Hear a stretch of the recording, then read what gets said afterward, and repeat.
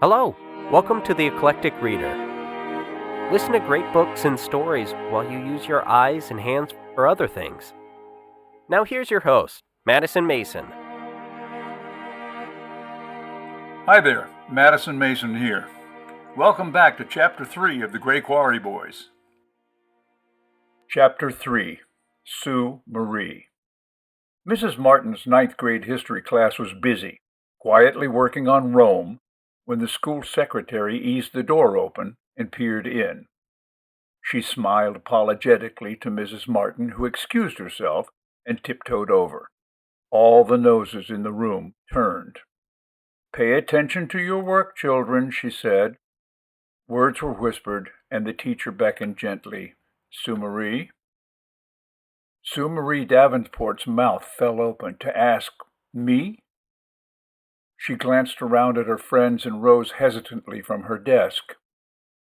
"Bring your books, honey," the secretary nodded, smiling. Jill Funderburk gasped slightly and put her hand over her mouth and made eyes as kids looked at each other sidelong. Bring her books? Sue Marie hurried to gather her things and wished she were invisible.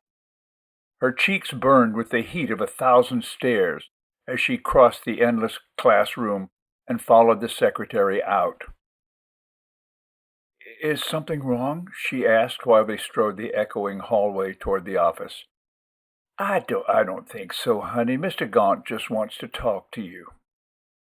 Mr. Gaunt? The principal? Why would he? She couldn't remember doing anything wrong. She had told that stupid Jill Funderburk to mind her own damn business at the football game, but everybody knew Jill was a big nosy body and a total bore anyway. And besides, damn was in the Bible.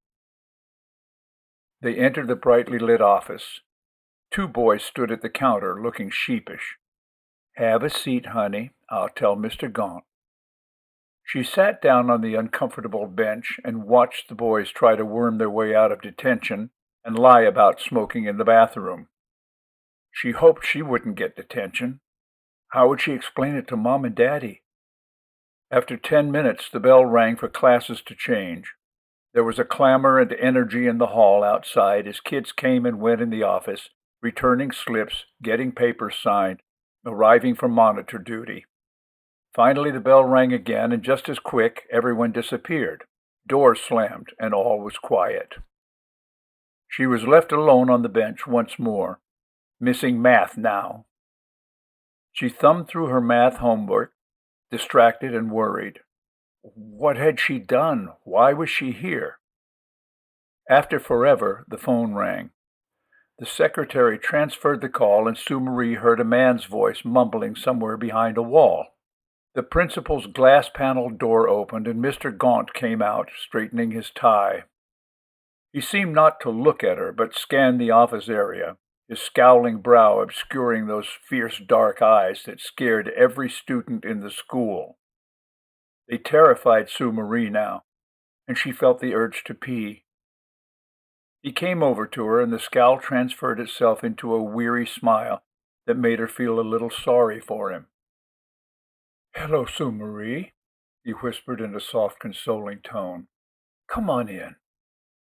She rose, books pressed against her pounding breast, and followed the bald circle on the back of his head, trying not to notice the dandruff powdering the shoulders of the blue suit he always wore. He motioned her to one of the 2 leather chairs facing his desk. She sat, her heart thudding as he assumed the position of ultimate authority and lifted the phone. "Is he on his way?" he asked. "Good." "Mr. Gaunt, have I done something wrong?" "Oh, no, Sue Marie," he whispered too tenderly. "It's nothing like that." Mr. Gaunt appeared at a loss for a second, then managed an uncomfortable smile that didn't fit his face. If we can just wait a few minutes, we'll explain everything." He began absently looking over papers as Sue Marie sat in painful confusion. She was a pretty little thing. That's what she'd been called her whole life, a pretty little thing. Everyone always said it. That's what her daddy called her as she snuggled against him on the couch while he sipped his bourbon and water and read his gray Quarry Sentinel serving the five-town area. He put his free arm around her and hugged her close while her mom cooked dinner. "Hey, you my pretty little thing?" "Yes, Daddy." She felt like it. Her daddy's pretty little thing. She wished he was here right now. She'd feel protected. Her daddy would tell Mr. Gaunt to leave her alone and let her go to math. Saying damn was no sin. A commotion in the outer office forced her to turn as the door opened behind her. The sheriff came in, followed by her uncle, looking pale and grim. Her stomach lurched and she half rose, sensing something awful bad. "Uncle Sorrels, what are you doing here?" "Sue Marie." That's as far as he could go. His eyes were dead and cold. A stern silence lay on the moment before the sheriff broke in. His voice was kindly, but it didn't help her. She tried desperately to make some sense of the pieces she had before her. "Miss Davenport, Sue Marie, there's been a bad accident. I'm afraid I have to tell you. Your parents—" He stopped as if he were ashamed of his duty and inhaled deeply.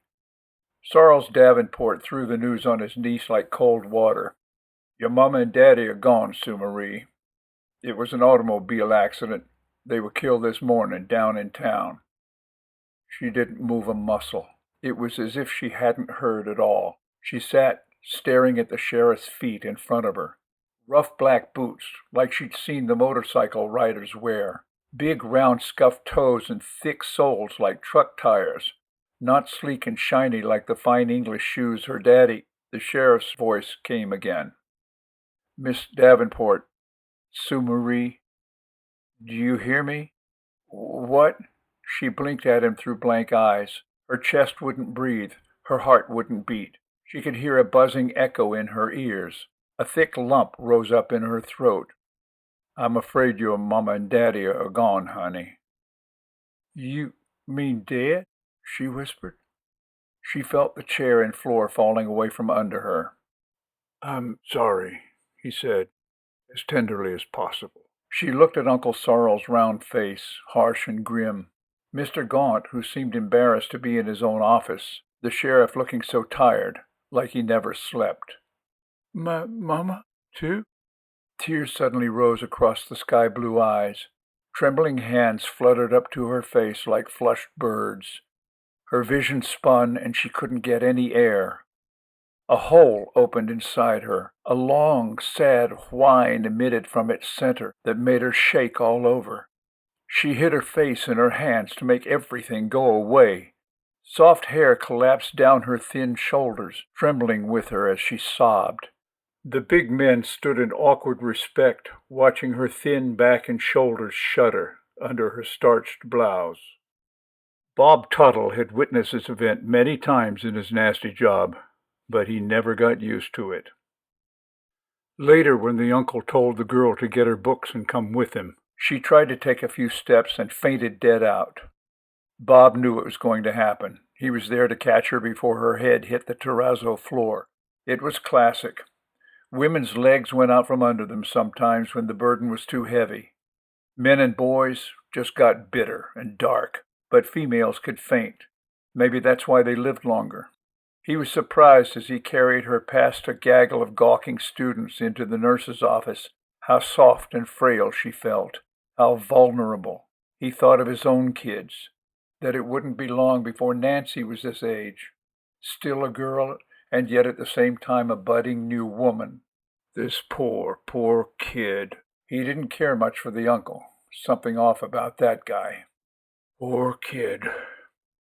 When he left the school, he had a bad feeling. It had been a rough morning, all right. You just never knew. Sometimes things just came out of nowhere. The day started with busted mailboxes out on Jefferson Road. Damn punk kids, no doubt. No clues, just mailboxes knocked off their posts in the night. It happened once in a while out on dark country roads. Joyrider vandalism.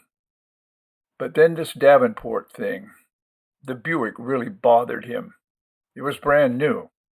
And the Davenport's dead. You just never knew. He decided to drive over to Jefferson to get some lunch. Maybe he'd feel better. We hope you have enjoyed this episode of The Eclectic Reader. Please go on to the next numbered episode to continue. Also, check us out on YouTube, Facebook, and Twitter. If you'd like to help support the project, you can donate under Madison Mason at Patreon. And please check out our website, kltkrdr.com, for more information. Hi, this is Madison Mason. I want to personally thank you for listening to The Eclectic Reader and invite you to share your experience, your thoughts, and your suggestions. We have many great books lined up for the future, but if you have requests for anything that is in the public domain, please email us at kltkrdr@gmail.com. kltkrdr@gmail.com